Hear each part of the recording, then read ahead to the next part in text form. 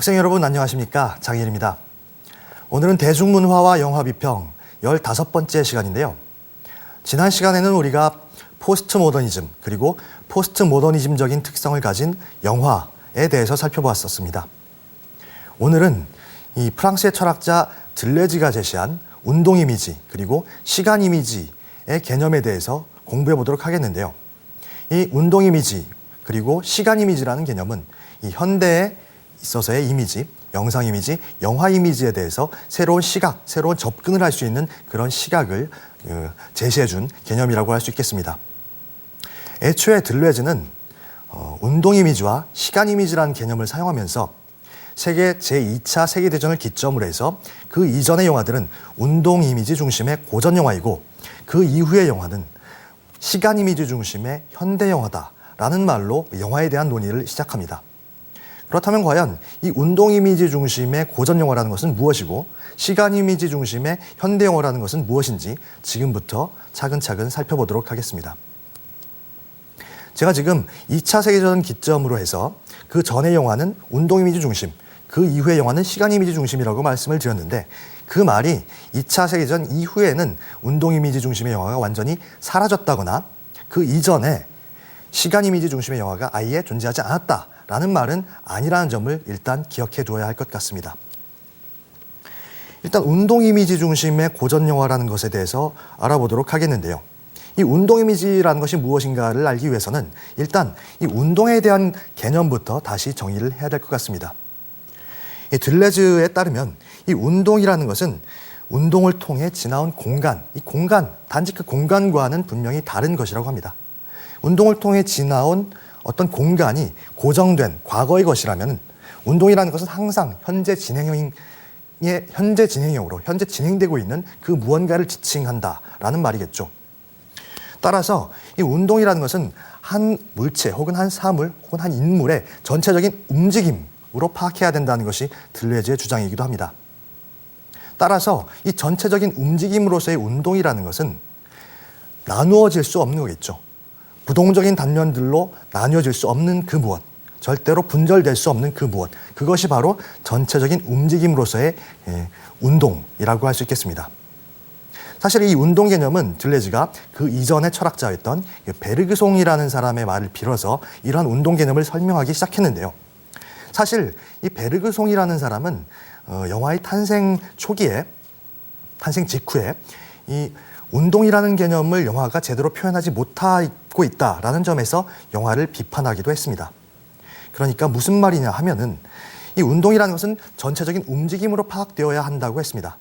하지만 이 영화가 보여주는 이미지라는 것은 여러분도 잘 아시다시피 영화라는 것은 필름 1초에 24프레임으로 구성된 움직이지 않는 필름들의 연속적인 상영입니다. 따라서 이 스틸 사진, 정지된 화면이죠. 정지된 화면을 연속적으로 보여주는 것일 뿐 전체적인 움직임으로서의 운동을 그대로 재현해주지는 못한다라는 것이 베르그송의 주장이었던 것이죠. 따라서 영화라는 매체는 전체적인 움직임으로서의 운동을 진실하게, 솔직하게 보여주는 매체가 아니라 거짓 운동, 단지 정지되어 있는 화면의 연속, 그 화면, 거짓 운동이라는 것을 보여주는 영화적 환영을 만들어낼 뿐인 그런 매체라고 파악하면서 영화를 비판했던 것이죠. 하지만 이 똑같은 지점, 이러한 지점에서 들레즈는 다른 방식으로 영화를 접근합니다.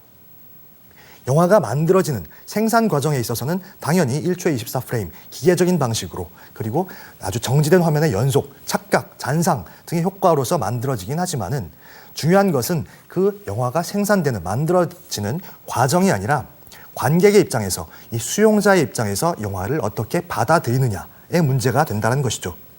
따라서 영화적 환영이라는 것을 나쁘게만 볼 것이 아니라 인간의 지각작용 속에서 그것이 전체적인 움직임으로 지각되기만 한다면 그것은 전체적인 움직임으로서의 운동을 제대로 전달받는 것이다 라고 할 수 있다라는 점을 들레즈가 강조하면서 영화에 대해서 비판적인 시각을 버립니다. 따라서 영화에 대해서 긍정적인 접근을 하게 되는 것이죠. 이것이 바로 똑같은 지점에서 출발했음에도 불구하고 베르그송과 이 들레즈가 영화에 대해서 갖는 시각이 다르다라는 점을 설명해 드린 것입니다. 쉽게 정리하자면 이 영화적 환영의 성공적인 재생산, 비판적인 입장이겠죠. 그 말은 달리 말해서 이 지각의 관점에서 볼 때, 인간의 심리적인 지각 과정의 관점에서 볼 때 환영의 교정이 될 수도 있다라는 말이 되겠습니다. 따라서 기술적 수단이 인위적이라고 해서 지각적인 결과물까지 인위적이라고 결론 지을 수 없다는 말이기도 합니다. 들레즈에 따르면 이러한 영화 운동의 구성 방식, 그러니까 운동 이미지의 구성 방식에서 가장 중요한 것이 바로 이러한 지각 과정에 있어서의 연결성, 완결성이라고 할 수 있겠습니다. 아주 쉽게 말씀드리자면 운동 이미지 중심의 고전 영화라는 것은 이 연속성, 각 인물의 행동, 각 인물의 운동, 각 사물의 운동 간의 연속성 내지는 연결성을 강조하는 그런 내러티브적인 속성, 우리가 기화학을 통해서 배웠던 이 내러티브적인 속성을 아주 강하게 띠고 있는 영화라고 할 수가 있겠습니다. 그러니까 한마디로 운동 이미지 중심의 고전 영화라는 것은 한 인물 혹은 한 사건이 그 어떤 운동의 흐름에 따라서 시간적인 그런 의미를 깊게 전달하기보다는 내러티브 구조에 따라서 선악의 이분법 이런 거 다 우리가 공부한 거죠. 그러한 내러티브 구조에 따라서 시간적으로 연대기적인 시간이죠. 시간적으로 쭉 흘러가는 그런 운동의 양상들을 보여주는 영화라고 할 수 있겠습니다. 따라서 이 운동 이미지 중심의 고전 영화 혹은 운동 이미지를 파악하는 데 있어서 가장 중요한 것은 그 연결 혹은 연속성의 원칙이라고 할 수 있겠죠. 따라서 운동 이미지의 세 가지 하위 카테고리라고 할 수 있는 이 지각 이미지, 행동 이미지, 그리고 감화 이미지 간의 관계 역시 이 연속성의 원칙, 연결성의 원칙에 입각해서 살펴보아야 할 것입니다. 그렇다면 과연 이 연결성의 원칙 혹은 연속성의 원칙이라는 것은 무엇을 말하는 것일까요? 좀 전에 제가 말씀드린 것처럼 바로 내러티브 구조에 충실한 것, 그것이라고 이해를 하면 아주 쉬울 것 같은데요.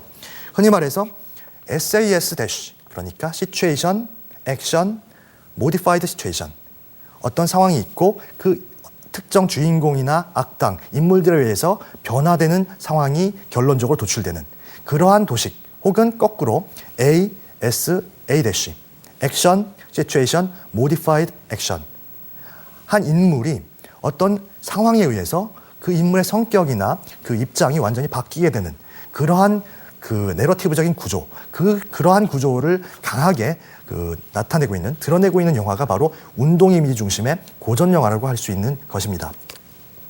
그렇다면 여기서 아까 제가 말씀드린 그 운동 이미지의 세 가지 하위 카테고리들, 지각 이미지, 행동 이미지, 그리고 감화 이미지에 대해서 살펴보도록 하겠습니다. 첫 번째로 이 지각 이미지라고 말씀을 드렸었는데요. 흔히 우리가 아주 쉬운 예로서 이 쇼트와 리버스 쇼트, 어떤 한 인물이 대화를 나눈 장면이라든가 무언가를 보고 어떤 다른 행동에 옮기는 장면을 예로 들어서 설명을 해보겠습니다. 주인공이 특정 물체를 지각을 합니다.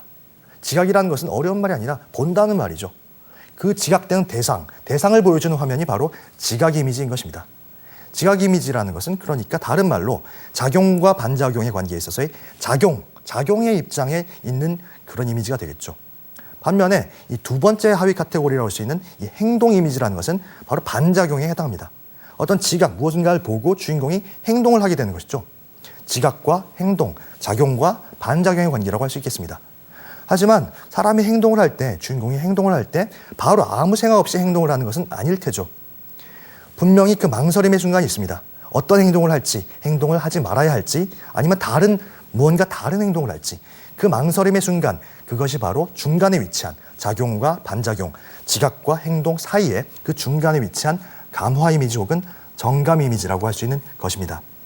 그러니까 기본적으로 우리가 내러티브 영화, 대중영화라고 하는 데 있어서 우리가 대중영화라고 하는 것을 보는 데 있어서 흔히 발견할 수 있는 쇼트와 리버스 쇼트 간의 관계, 그리고 각 인물 간의 관계, 각 사건과 행동 혹은 운동 간의 관계가 바로 이 지각 이미지, 감화 이미지, 그리고 행동 이미지의 순서, 그 연결성으로 인해서 설명될 수 있는 것이겠습니다.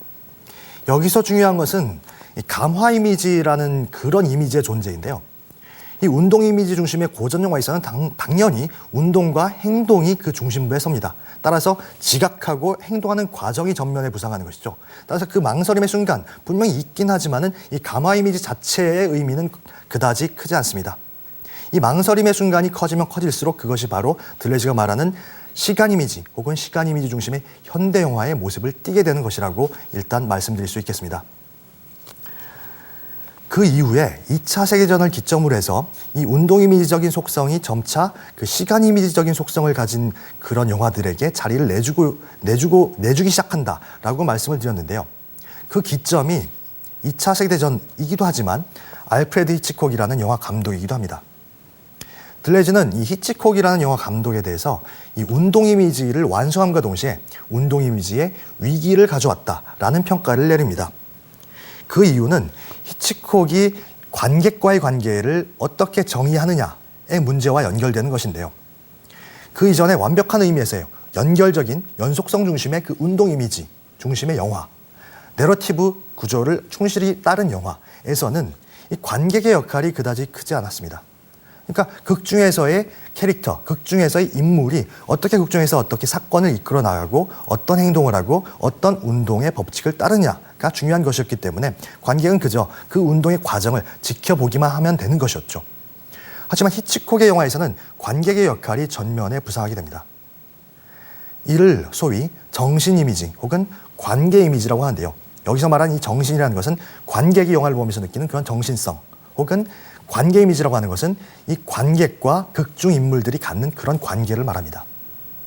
히치콕 영화, 특히 스릴러적인 성격을 가지고 있는 히치콕의 영화를 보면은 극중 인물이 어떤 특정 상황을 이끌어가기 전에 그 사실 자체를 알기 전에 관객이 먼저 그 사실을 알므로써 서스펜스나 뭐 긴장감, 불안감 등을 느끼게 하는 효과들을 많이 발견하곤 합니다. 극중 인물보다 관객이 먼저 특정 행동을 알고 지각하고 그것에 대해서 그 어떤 특정한 감정을 느끼는 이러한 현상이 바로 히치콕 영화에서부터 보이기 시작했다고 들레즈가 주장하는 것이죠. 흔히 말해서 이 관객이 극중 인물의 역할까지도 수행하게 되었다라고 말씀드릴 수 있는 것인데요. 따라서 이때까지 연결성, 극중 안에서 그 인물들 사이에서만 이루어졌던 이 연속성 내지는 연결성이 점차 무뎌지기 시작하는 것이겠죠. 이와 더불어 그러니까 관객이 극중 인물의 역할을 맡았다는 것, 그러한 사실과 더불어서 역으로 극중 인물이 관객의 역할을 맡는 그런 현상까지도 발생합니다. 이에 대해서는 잠시 후에 설명을 하도록 하고요. 일단은 좀 전에 말씀드렸던 관객이 극중 인물의 역할까지 맡음으로써 훨씬 더 커다란 서스펜스를 조장할 수 있다는 그 스릴러물의 대표적인 법칙이죠. 이 법칙을 따르고 있는 히치콕의 영화 다이얼 M을 돌려라를 잠시 만나보도록 하겠습니다.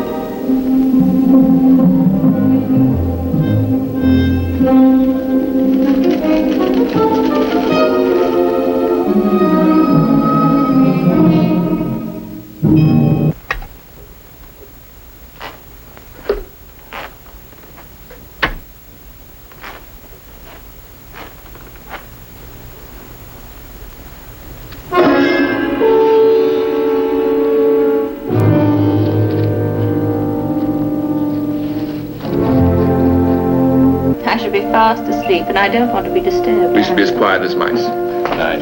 Night. I was staying at the Torbay Hotel as I was saying. I went to the bar one day.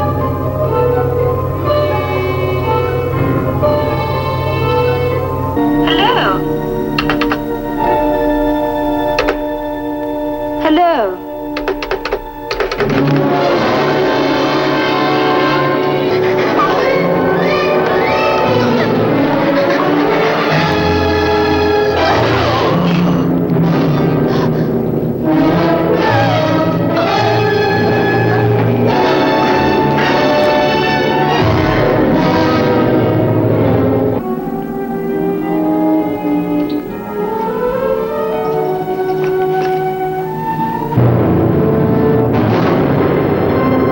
From thence to a place of lawful.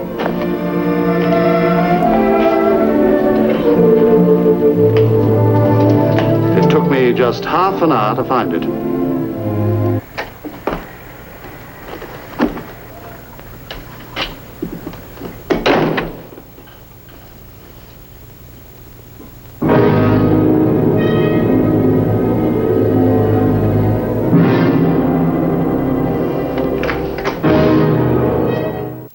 히치콕에 의해서 이 완성된 이러한 그 서스펜스를 자아내는 이런 영화적 기법, 이런 기법들은 현대 영화에서도 아주 빈번하게 사용되고 있는 그런 원칙이기도 합니다. 조금 전에 말씀드렸듯이 이러한 원칙은 극중 인물이 관객의 역할까지 떠맡는 현상, 그 현상과 더불어서 진행되고 있다고 말씀을 드렸는데요. 이에 대한 대표적인 예가 역시 히치콕 영화에 나오는 히치콕 영화 이창에 나오는 극중 인물, 다리가 불구화되어서 어떤 특정한 행동을 이끌어 나갈 능력이 안 되는, 그렇지만 단지 보고 딴 사람에 의해서 보일 수밖에 없는 그런 존재가 있습니다. 그렇다면 그 존재가 어떤 존재인지 화면을 통해 잠깐 다시 만나보도록 하겠습니다.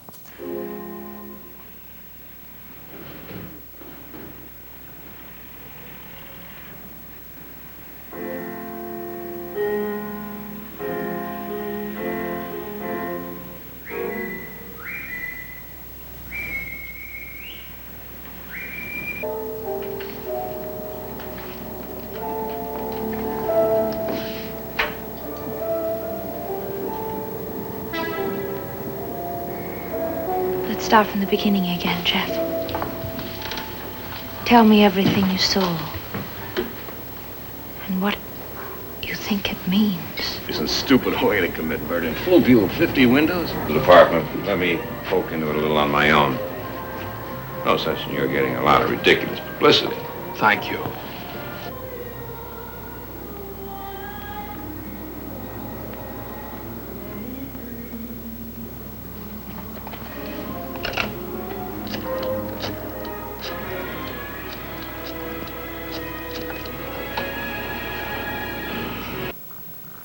이처럼 이 극중 인물이 관객의 역할을 이렇게 하게 되면서 단지 어떤 행동을 이끌어가기보다는 보고 보이는 아주 수동적인 역할만을 하게 된다는 것, 이 지점 역시 바로 운동 이미지 중심의 고전 영화의 가장 대표적인 특성이었던 이 연속성의 원칙, 연결성의 원칙을 무너뜨리는데 아주 상당한 기여를 했던 것입니다. 이 히치콕 영화를 기점으로 해서 시기적으로는 제2차 세계대전을 기점으로 해서 이제 운동 이미지가 서서히 시간 이미지에게 자리를 내주고 있다라고 말씀을 드렸는데요. 제가 우리 수업 첫머리에서도 이렇게 당부를 드린 것처럼 그렇다고 해서 운동 이미지 중심의 고전 영화라는 것, 내러티브 영화가 완전히 사라졌다는 의미는 아닙니다. 단지 그전에서는 중요하지 않았던 특정 이미지들이 서서히 그 이후에 제2차 세계대전 이후에 등장하기 시작했다라는 정도로 이해를 하시면 될 것 같습니다. 이 시간 이미지가 태동하기 위한 몇 가지 조건들이 있는데요. 그것은 분명 좀 전에도 말씀드린 것처럼 이 연결성의 원칙, 연속성의 원칙이 무뎌져가는 그런 상황과 밀접하게 관련이 됩니다. 들레즈는 이를 시간 이미지 태동을 위한 5가지 부정적인 전제 조건이라고 말하고 있습니다. 일단 그 첫 번째는 이 분산적인 상황이라는 것인데요. 분산적인 상황이라는 것이 그렇습니다. 연결성, 연속성이 무너졌으니까 어떤 특정 상황이나 배경들이 아주 이성적으로, 합리적으로 매끄럽게 연결되는 것이 아니라 그것이 어떻게 연결될지도 모르는 상황에서 분산적으로 위치하고 있을 뿐이다라는 것이겠죠. 따라서 그러한 상황 속에서 살고 있는 인물들 역시 아주 약한 관계를 맺고 있겠죠. 인물들의 관계망이라는 것이 내러티브 구조에서처럼 선악의 이분법에서처럼 아주 극명하게 드러나는 것이 아니라 그 관계가 아주 모호해지기 시작했다는 것입니다. 따라서 두 번째 전제 조건은 약한 연결고리가 되겠죠. 의도적으로 약한 연결고리. 따라서 그 인물들은 특정한 행동을 주도적으로, 능동적으로 이끌어가는 것이 아니라 서로를 단지 바라보고 서로에게 바라보이면서 살아가는, 따라서 어디론가를 정처 없이 여행하게 되는 이런 여행의 형식을 띠는 영화들이 많이 등장하게 됩니다. 그것이 바로 세 번째 전제 조건이고요. 이 여행을 하다 보면은 이 여행이라는 것이 거창한 의미에서의 여행이 아니라 정처 없는 떠돌이 생활 이런 것을 염두에 두시면 될 것 같습니다. 하다 보면은 아주 진부한 일상적인 것, 상투적인 것들을 많이 만나게 되고 그러한 상투적인 장면들 혹은 이미지들을 영화에서 그대로 가감없이 표현하게 됩니다. 따라서 이 상투성에 대한 자각이 네 번째 전제 조건이 되겠고요. 이 상투성에 대한 자각이라고 하는 것은 기본적으로 이전에 운동 이미지 중심의 고전 영화에서와는 다른 내러티브 구조, 다른 플롯의 구조를 지닐 수밖에 없는 그러한 상황까지 이끌어내게 됩니다. 따라서 플롯에 대한 비난이 바로 이 5번째 전제 조건이 되겠습니다. 지금 제가 이게 상투성 혹은 일상성에 대해서 언급을 했었는데요. 이런 5가지 전제 조건에 다 어울릴 만한 어떤 특정 영화를 찾기란 쉽지 않습니다. 하지만 이 분산적인 상황이랄지 약한 연결고리 혹은 여행의 형식, 상투성 등등의 문제에 있어서 우리나라 영화 중에선 가장 먼저 떠오른 영화가 홍상수의 영화들이 아닐까 싶습니다. 그렇다면 홍상수의 영화 중에서 강원도의 힘을 화면을 통해서 보도록 하겠습니다.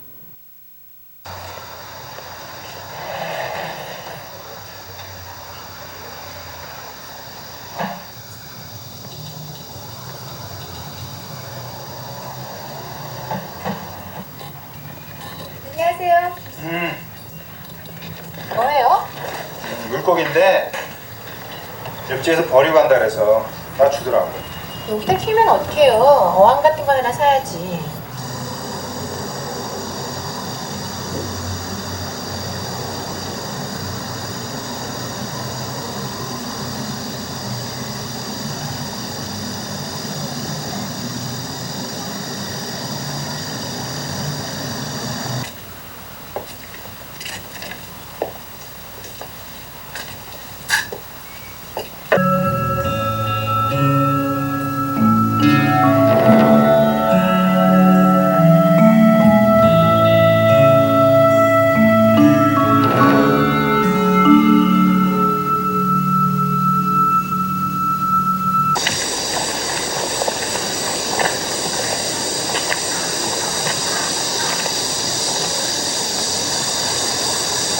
일로 좀 와봐.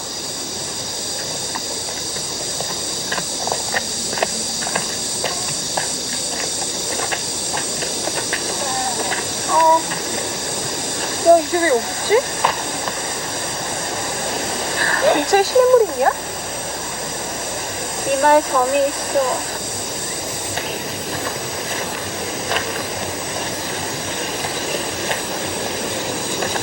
너 뭐하니? 뭐하냐니까? 너 살아있잖아. 그럼 발사줄게 나도? 그 살아있잖아 아직. 이렇게 잠시 이렇게 만나 보신 것처럼 이 홍상수의 영화 강원도의 힘을 가장 쉽게 해석하는 방식은 바로 기억의 차이라는 문제로 접근하는 것일 것 같습니다. 사실 이 강원도의 힘에 등장하는 이 금붕어라는 존재가 상당히 중요하다고 저는 개인적으로 생각이 되는데요. 이 금붕어에 대해서 내려질 수 있는 여러 열린 해석들 중에 하나가 바로 아까 화면을 통해서 같이 들으셨던 그런 내레이션의 내용이 아닌가 싶습니다. 정리를 하자면 강원도의 힘에서 남자 주인공 상권은 금붕어에 대해서 단지 2가지 사실을 기억합니다. 금붕어를 세숫대에 넣어서 키웠다는 것, 그리고 2마리의 금붕어 중 1마리가 나중에 보니까 어디론가 사라져버리고 없어졌다는 것. 반면에 이 여자 주인공 지숙은 금붕어에 대해서 다른 기억을 가지고 있습니다. 어느 산속 한적한 길에서 살아있는 금붕어를 발견하고는 그것을 산채로 묻어버렸다는 것. 금붕어가 과연 어떻게 된 것일까요? 단지 그들이 기억을 잘못하고 있는 것일까요? 분명히 똑같은 사실에 대해서 별로 중요하지 않은 어떤 사실, 아주 평범하고 진부하고 일상적이라서 분명히 금붕어가 있긴 있었는데 그 금붕어에 대해서 어떤 구체적인 행동을 이루는지 기억이 되지 않는 상황. 내가 나한테만 필요하고 너는 너한테 필요한 상황만 기억하게 되는 이런 기억의 차이 문제라고 할 수 있는 것이겠습니다. 이 기억의 차이, 필요한 것은 빼고 또 필요한 것이 있으면 집어넣고 함으로써 뭔가 자기의 주관적인 의지대로 옛 추억 혹은 기억을 만들어가는 그런 인간적인 그 심리 과정과도 맞닿아 있는 해석이라고 할 수 있겠습니다.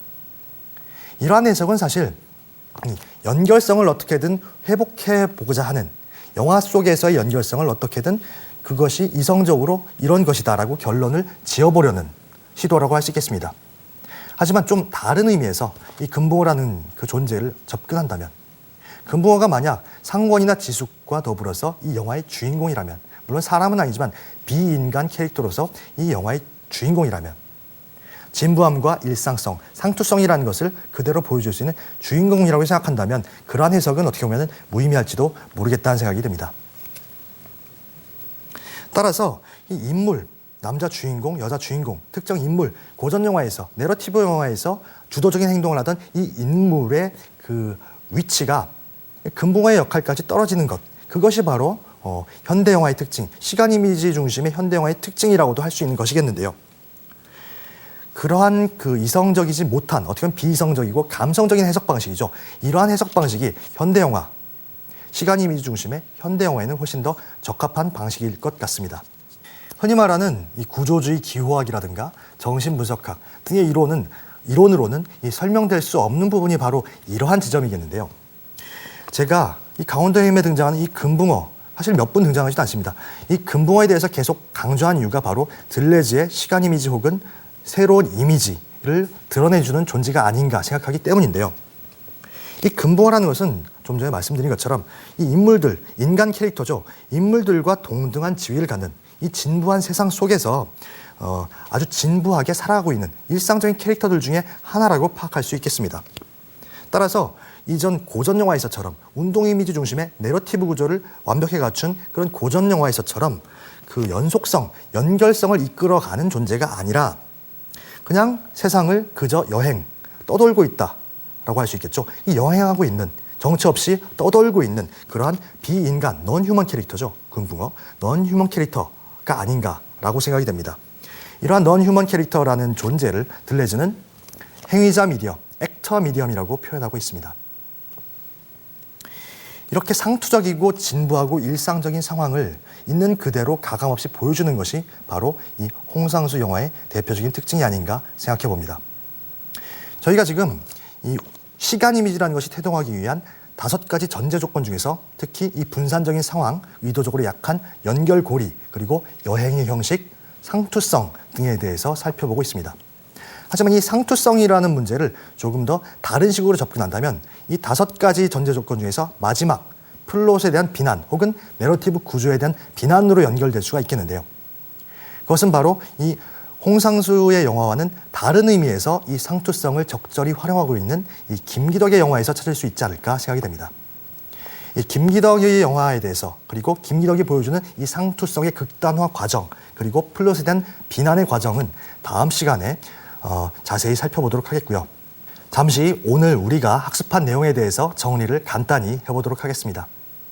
일단 들레즈는 운동 이미지라는 개념, 그리고 시간 이미지라는 개념을 제시했습니다. 운동 이미지는 주로 제2차 세계대전 이전의 고전 영화에 해당하는 개념이고, 시간 이미지는 2차 세계대전 이후의 그 현대 영화에 해당하는 개념이라고 제시하면서 그 기점이 되는 그런 사건 혹은 인물이라고 하는 것이 2차 세계대전 혹은 알프레드 히치콕이라는 감독이라고 말씀을 드렸습니다.